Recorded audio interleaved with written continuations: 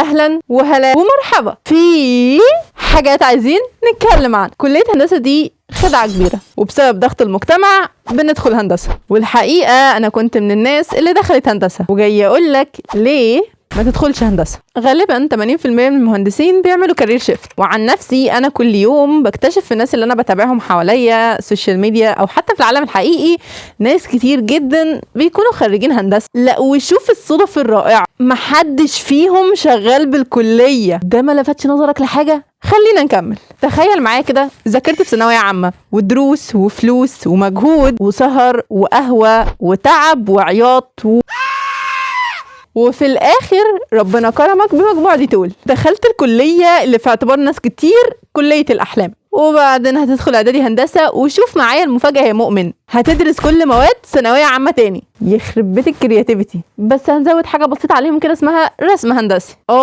وانتاج، نسيت اني كنت هشيله.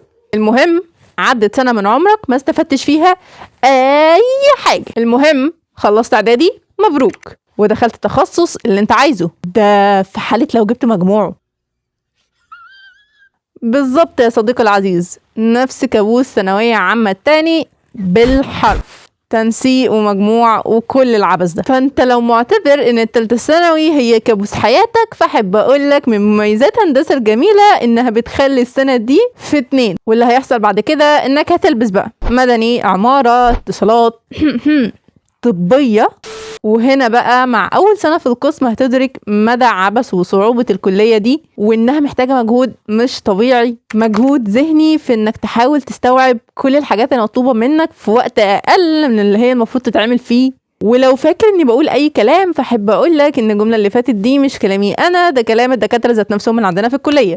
مجهود عصبي في انك تحاول تستوعب كل الكويزات والميدترمات والتاسكات واي حاجه اخرها ات. مجهود نفسي في انك في صراع، هل التقصير مني ولا هل انا فعلا غبي؟ والحقيقه بتكون انت اللي غبي، او انا اللي غبي يعني، مش انت. واخيرا مجهود صحي بيظهر بسبب قله الاكل والخروج والكلام مع بني ادمين طبيعيين، والتطبيق بالايام علشان تسليمه مشروع ما تعرفش عنه غير اللي مطلوب فيه. طب المطلوب ده بيتعمل ازاي وامتى؟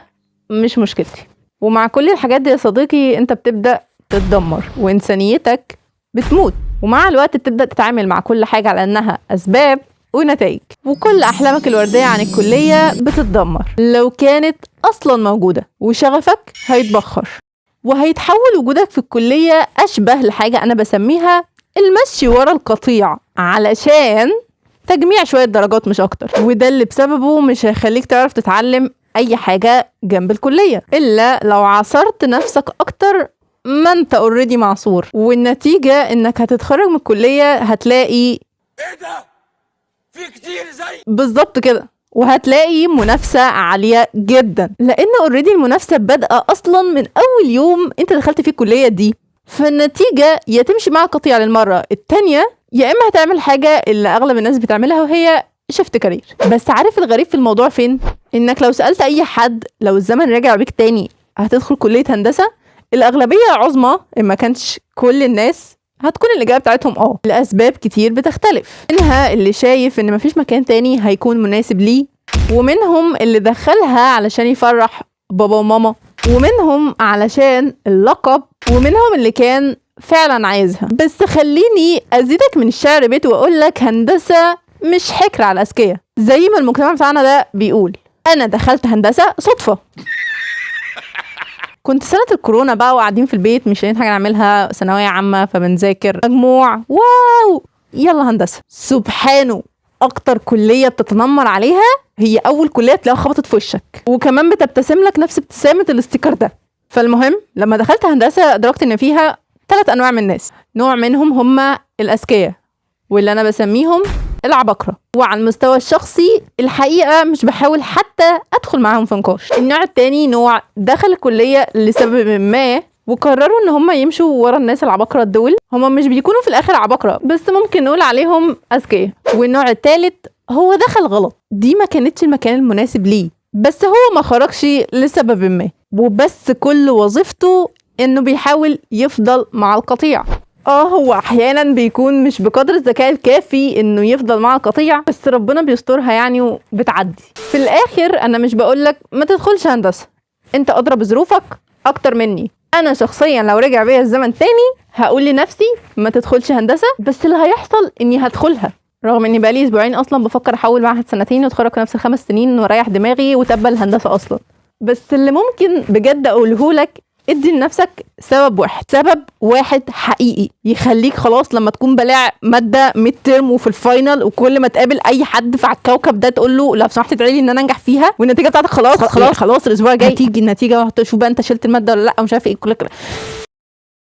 سوري يا شباب، الموضوع كان بره الخطه، بس انا حصل لي بانيك وانا بصور يعني. المهم السبب بقى اللي انت اخترته في الحته اللي فاتت دي يخليك لما خلاص كل الحاجات دي تحصل ما تقررش تروح تسحب ورقك من الكليه وتشوف مكان تاني.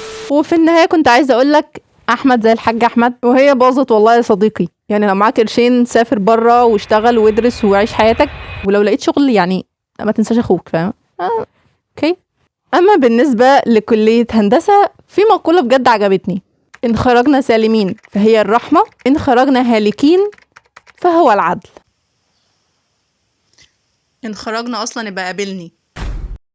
وبس كده. وطبعا ما تنسوش شير وكومنتس ولايك لو بتتفرجوا على الفيديو ده من على فيسبوك، ولو بتتفرجوا من على يوتيوب ما تنسوش تعملوا سبسكرايب وزرار الجرس.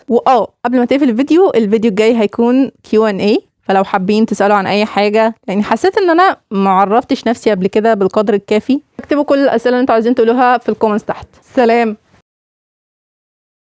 سيمبا ادعي لي انجح الكترونكس.